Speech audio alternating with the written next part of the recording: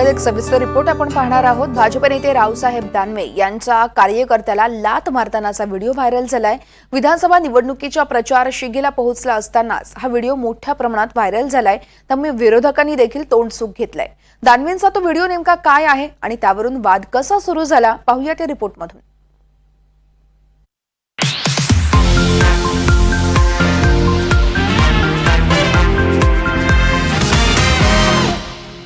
70 वर्षांच्या रावसाहेब दानवेंनी 18 वर्षांच्या तरुणाला लाजवेल अशी बॅककिक मारली आणि तीही आपल्याच कार्यकर्त्याला।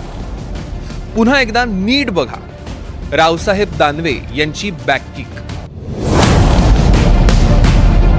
रावसाहेब दानवे आपले परंपरागत राजकीय शत्रू असलेल्या अर्जुन खोतकरांना भेटायला गेले होते। खोतकरांचं ते पुष्पगुच्छ देऊन स्वागत करत होते।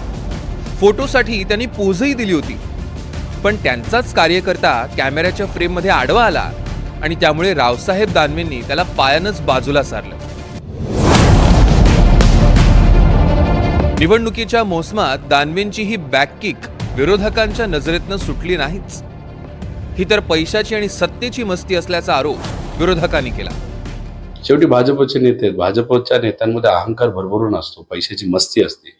लोकसभेला ती मस्ती त्यांची उतरवलेली आहे। आता मुलगा आहे, तिथं जर वातावरण आपण बघितलं तर तिथं काही त्यांचा मुलगा परत आमदार होईल अशी परिस्थिती नाही। त्यामुळे ही जी मस्ती आहे सगळ्या नेत्यांची ती 100% महाराष्ट्रातले स्वाभिमानी लोक उतरवतील। त्यांना विचारा, कार्यकर्त्यांना अशा प्रकारे लाता घालताना तुम्हाला कसं वाटतंय? गारगार वाटतंय का? तुमच्या पक्षात कार्यकर्त्यांची काय भूमिका आहे, काय स्थान आहे हे दिसतंय। असं की सत्ता त्यांच्या हातात आहे, या सत्तेचा वापर कसा करायचा हे त्यांनी ठरवले। विरोधकांना त्रास देणं हेच सत्ताधाऱ्यांचा एकंदर दृष्टिकोन आहे, ते सहन करावं लागेल। त्याच्याबद्दलची नाराजी व्यक्त करणं आवश्यक आहे।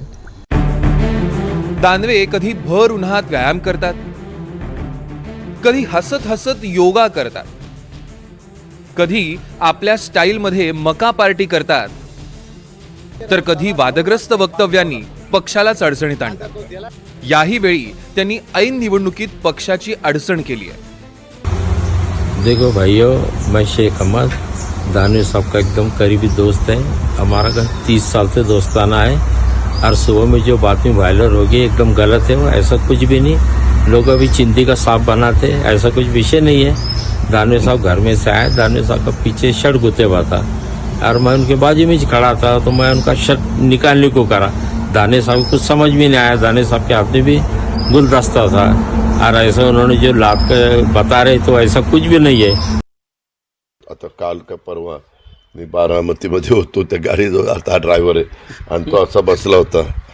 हा ते ही बाजूच माझ्याकडे होती, नाही ही बाजू, चल चल लवकर चल लवकर चल असं केलं, तेवढंच दाखवतात। आता आपण म्हणतो चल लवकर लवकर चल, याच्यात काय? ड्रायव्हर आमचा आहे आणि मला घाई होती, मला हेलिकॉप्टर पकडायचं होतं म्हणून मी म्हणलं चल चल चल लवकर। तर दादांनी मारलं कशाचं मारलं?